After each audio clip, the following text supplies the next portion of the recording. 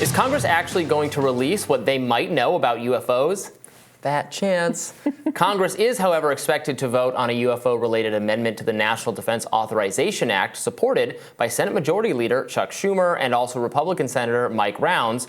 This would establish a review board that would collect, examine, and release UFO-related records. Now, the 9-member board would be appointed by President Joe Biden, and the only person who would be allowed to share the findings with the public is President Joe Biden. In a statement from July, Schumer and Rounds wrote, "The federal government shall have eminent domain over any and all recovered technologies of unknown origin and biological evidence of non-human intelligence that may be controlled by private persons or entities in the interest of the public good."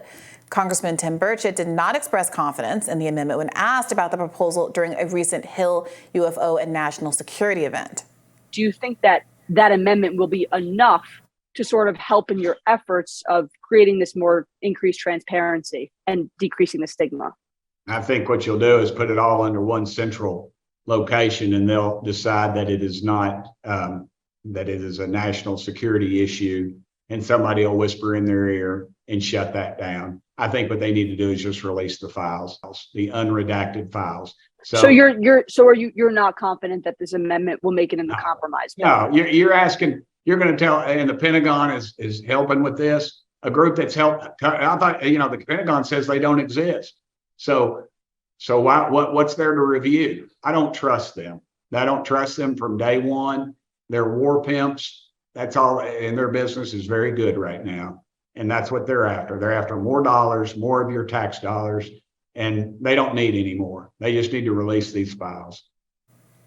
This shows how weak and pathetic Congress is, that they are proposing to create a board to look at UFO stuff that will be appointed by the president, and any information shared on the president's authority. They don't even have the spine to give themselves this power. How weak and pathetic is this? It's very bad. I mean, now, it's not just obviously Joe Biden. Ostensibly, if they made this board, then the office of the presidency, fine. If a new president were elected, then they would have access to all this information without it having to be collected, and could make a game day decision as to whether or not the rest of us should know about it. It does feel like, again, the specter of national security concerns is being used to justify how all of these amendments and policies are being designed.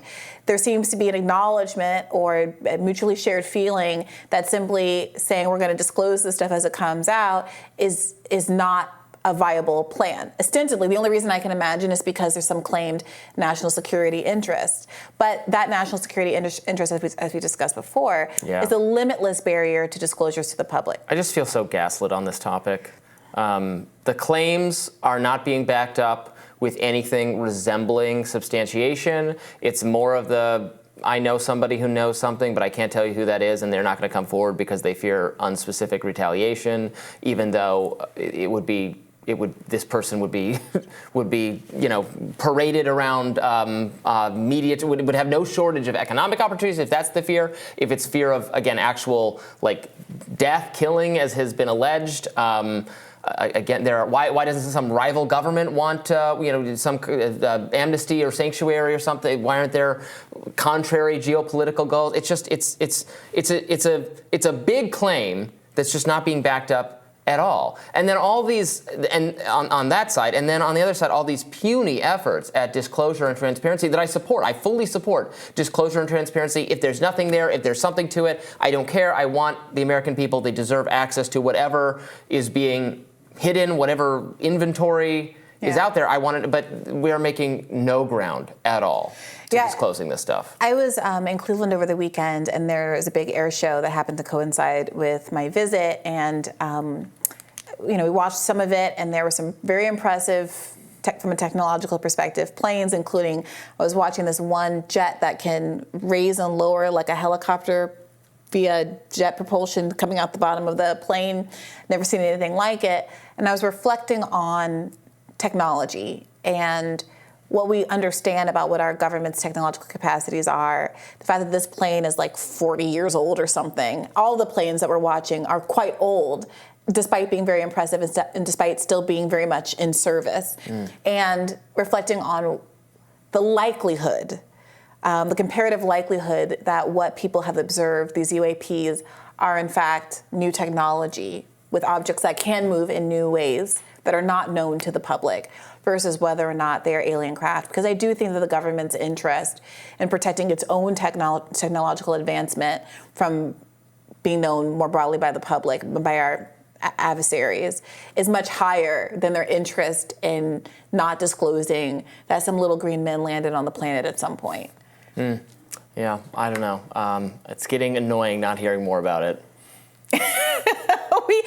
I know that there's so much interest and appetite in it from the public, but I really do think that at a certain point people have to start to reckon with the reality of the situation. I mean, I'm very persuaded by researchers like Dr. Loeb, who we've talked to a couple times now, that is studying the science, elements, material science, real things dredged up from the ocean floor through scientific. You can wrap your head around it. Well, it's not just that. I can wrap my hands around it. These are, they're like very small particles, but they're material realities in our world that we can study, and it's evidence-based science. When he's talking about why he thinks it's something that came from out of the solar system, he has mathematical models to demonstrate why he believes that. He's looking at the composition of the metal and the alloys to say this is not a naturally occurring substance on Earth. And the science can be wrong and people can poke holes in it, but at the end of the day, we're starting from something being there, as opposed to these other kinds of claims. And you were saying earlier, people might be feeling like there is a threat to their lives if they come out and speak. I don't want to minimize that, but it is also true, knowing that there's this public clamoring for this information to come out. If there are people who do have this information and they're anonymous, then they are incredibly vulnerable, because the government certainly knows who knows what. Yes. Right? The government knows that already, but we don't know. So if something were to happen to them, there is no accountability whatsoever on a public stage. The idea that anonymity is safer for you is something I've often encountered in sources for stories, and that can be true if we're dealing with state secrets. Certainly, it can be the case, but people, I think, have sometimes just not thought this through. If you think an agency of the government, the police, school, something that is mistreating you, we want this out in the open, because people are going to agree and they're going to take your side and they're going to want to help you and protect you.